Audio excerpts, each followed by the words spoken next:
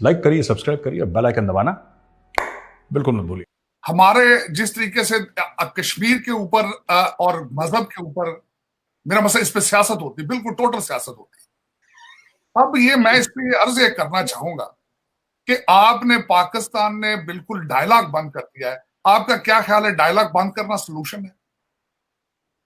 आप डायलॉग बंद करके बैठे रहे मजीद 10 साल के लिए, आप कहें जी हमने बात नहीं करनी, इसमें से विनर कौन होगा? दूसरा कि आप दोनों ममालिक का इस वक्त आपस में ट्रेड जो है, it is very important, it's very crucial. मैं भारत में कई दफा गया हूं, मैं बल्कि 1-2 दफा बाई रोड गया हूं। जब भारत ट्रेड खुला था, दोनों साइडों पे 200-200, 300-300 लाइनें होती थी ट्रकों की। आपकी पाकिस्तान में इस वक्त दाल महंगी हो चुकी है क्योंकि आप भारत से दाल नहीं ले रहे। तो एक आप सियासी चीजों को इतना आगे ले जाएं, वोटिंग को, और एक एजेंडे पे खास कर उसको एक, जिस तरह मैंने कहा कि आप अपने आप को एक कमरे के अंदर बंद कर लें तो उसका सोल्यूशन तो नहीं निकलेगा ना। आपको डायलॉग करना पड़ेगा। आपने देखें शहबाज शरीफ साहब आए हैं, इस चीज के बावजूद कि उनके पास उनके खिलाफ इतनी इसके बारे में बात हुई है कि उन्होंने भारत में ट्रेड मिनिस्टर को क्यों भेजा है, लेकिन मैं समझता हूं कि उन्होंने, it was a bold step. आपको बेबी स्टेप्स लेने पड़ेंगे उस इत्मीनान की फजा को बहाल करने के लिए। और मैं दूसरा यहां जिस तरह कहूंगा कि एक strong Pakistan is in favour of India. आप कौन चाहेंगे कि आपका पड़ोसी एक ऐसा भूखा आदमी बैठा हो जो सुबह शाम आपके लिए मेरा गंदी चीजें, गलत चीजें सोच रहा हो? कौन पसंद करेगा? अगर मैं ये कहता हूं कि पाकिस्तान की तरक्की के लिए बहुत जरूरी है भारत के साथ अच्छे रिलेशनशिप होना, मैं समझता हूं भारत के लिए भी बहुत जरूरी है to have a peaceful neighbour, a prosperous neighbour at the same time. तो ये डायलॉग शुरू करने पड़ेंगे। मिसट्रस्ट होता रहा दोनों साइडों पे, दोनों साइडों पे गलतियां चीजें होती रही हैं। इसमें मैं अब आइडेंटिफाई कई चीजों को कर सकता हूं लेटली जो हुई पिछले 15-20 सालों में। लेकिन ये कि इसका हल सिर्फ और यही है कि डायलॉग शुरू किया जाए दोनों साइडों से, बेबी स्टेप्स लिए जाएं, और इनको आगे, इन चीजों को आगे जाना, आपको सियासत से आगे होकर सोचना होगा, आपको वोटिंग से आगे होकर सोचना पड़ेगा। और दूसरा जो सबसे बड़ी बात है मेजर साहब की, मैं सब चीजों से एग्री करूंगा, बल्कि मैं उसमें थोड़ा सा ऐड करना चाहूंगा कि हिंदू लफ्ज जो शुरू हुआ है इंडस इंडस इंडस रिवर से शुरू हुआ, लेकिन सबसे पहले जिन्होंने हिंदू वर्ड यूज किया था पर्शियंस आए थे इस एरिया में। They change from Sindhu to Hindu, because I have read the history of Ashoka civilisation and Gupta civilisation, और खासकर इंडस वैली। हमारे एक इत्जाज आसम साहब है, उन्होंने किताब लिखी थी इंडस सागा, तो उसके अंदर उन्होंने, I enjoyed it very much, और I am very much inspired by the Gupta civilisation and Ashoka civilisation, जो कि हमारा, मैं समझता हूँ, सब कॉन्टिनेंट का एक चीज, बल्कि उसको बढ़ाना चाहिए मजीद। लोगों को पता ही नहीं है कि what is Ashoka civilisation of Gupta, और हमारी हिस्ट्री, हमारी सिविलाइजेशन कितनी पुरानी है। हमने चीज, यूरोप बहुत पीछे था हमारी सिविलाइजेशन से। We were very advance and very sophisticated in history, matter of fact. Harappa और दूसरी चीजें, इन चीजों को पढ़ना चाहिए, इन चीजों को देखना चाहिए।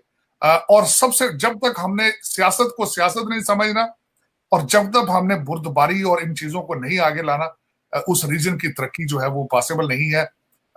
अभी तक दो चीजें हो रही हैं जो मुझे, जिनसे अफसोस होता है कि चाइना के साथ, चाइना इस वक्त, we are in the same region, we can not ignore their role in it. उसमें उसका इम्पैक्ट है पाकिस्तान के ऊपर भी, और उसका इम्पैक्ट है भारत के ऊपर भी। लेकिन ये कि मैं समझता हूं कि अगर दोनों countries they work on towards the peace और something, they should get out of the shadow of China. अच्छा, मैं सब यही सवाल मैं आपसे करना चाहता हूँ और एक और फ्रेमवर्क में, और वो ये है कि फॉर इंस्टेंस इस्लामाबाद में या पाकिस्तान में ये एक तासुर है कि जब से प्राइम मिनिस्टर मोदी आए हैं तो एक अग्रेसिव अप्रोच है इंडिया के अंदर। लेट्स से वो एक दफ़ा पाकिस्तान आए, लेकिन उसके बाद कुछ चीज़ें चल नहीं सकी। भारत पाकिस्तान को लेट्स से ग्लोबली आइसोलेट करना चाह रहा है, FATF में करना चाह रहा है, और जगह पे बात करता है। तो वो एक अप्रोच है जो यहाँ पे चल रही है। आप क्या समझते हैं, what should be done for the regional cooperation के लिए क्या करना चाहिए? क्योंकि बहुत सारे लोगों को ये भी तासुर है कि भारत समझता है कि पाकिस्तान से इस वक्त बात नहीं करनी चाहिए, सो पाकिस्तान को छोड़ दो इसके हाल पे, because this is not a good time even to trade, to have economics, because Pakistan is not that much connected with the world, so हम क्यों भारत क्यों पाकिस्तान को स्पेस दे to connect with the world. हम बात करेंगे तो इट मीन लगेगा कि जी देखिए ये कितना बड़ा नॉर्मल है। सो भारत समझता है कि this is a right time to isolate Pakistan. Bharat समझता है this is the right time कि आप पाकिस्तान को जो है ना वो एक लड़ो मत, लेकिन उनके लिए मिसाइल जो हैं उनको सोल्यूशन भी ना दो। मिसाइल अगर नहीं पैदा करें लेकिन सोल्यूशन भी ना दो, तो that is one way to create challenges for Pakistan. इस सारी ये I am giving you a perspective that is coming from Pakistan की तरफ से मैं आपको पर्सपेक्टिव दे रहा हूँ। So keeping in that mind and looking India mindset, क्योंकि आप बड़े अच्छे से समझते हैं, what do you think, what are the prospects of the peace between both the countries and for the region as well? Cheema साहब, तीन बातें हैं इसमें। पहली बात तो ये चीमा साहब कि इंडिया ने पाकिस्तान को आइसोलेट नहीं करा, पाकिस्तान ने खुद को आइसोलेट करा, इंडिया ने उसका फायदा उठाया। इंडिया टुक एडवांटेज, पाकिस्तान आइसोलेटेड इटसेल्फ। बात यह है कि अगर आप सऊदी अरब से अगर आप सऊदी अरब की बात नहीं मानेंगे और सऊदी अरब पे आप डिपेंडेंट हैं, या सी पैक, मैं पाकिस्तान के नज़रिए से बोल रहा हूँ, अगर आप सी पैक पे बोलेंगे कि साहब सी पैक ठीक नहीं है और उसका ज़रा इंक्वायरी कराओ, क्या है भाई, क्या कॉन्ट्रैक्ट, जो कि ठीक बात है, होना चाहिए, लेकिन आप इतनी ज़्यादा चाइना पे डिपेंडेंट हैं।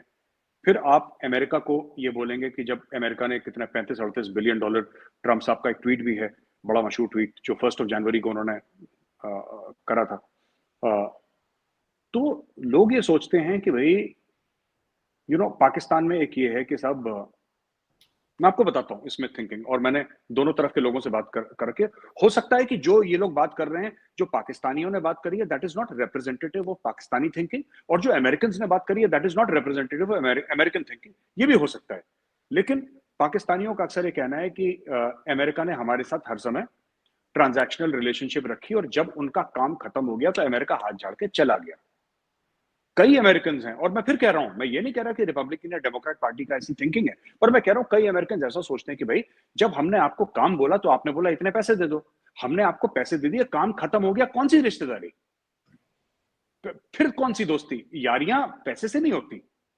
फिर या तो हमारे थॉट्स मिलते हो, हमारी फिलोसफीज मिलती हो, हमारा अलाइनमेंट हो आइडियोलॉजी का, तब बात बनती है।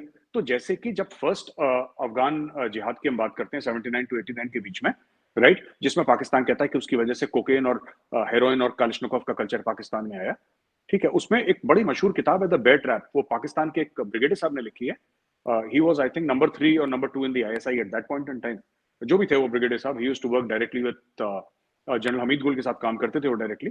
उन्होंने किताब में तफसील से लिखा है, पाकिस्तानी ब्रिगेडियर साहब हैं, उन्होंने बड़ा तफसील से लिखा है कि साहब ये हुआ था, हमें इतने पैसे मिले, इतने हथियार मिले। तो अमेरिकन का भी ये सोचना है कि साहब आपने बोला ये काम के इतने पैसे लगेंगे, हमने आपको उतने पैसे दे दिए, आपने काम हमारा कर दिया, सोवियत यूनियन के टुकड़े हो गए, कहानी खत्म। अब इसमें रिश्तेदारी कहां से आ गई, राइट? उसी तरीके से चीमा साहब ऐसा है कि coming back to India, India का ये फैक्टर है कि इंडिया जो अपनी जगह बना रहा है चीमा साहब दुनिया में ना, इंडिया की आप कभी भी देखिएगा, अभी आपको लग रहा है कि प्रोग्रेस इंडिया की बड़ी फास्ट है, पर अगर आप आज से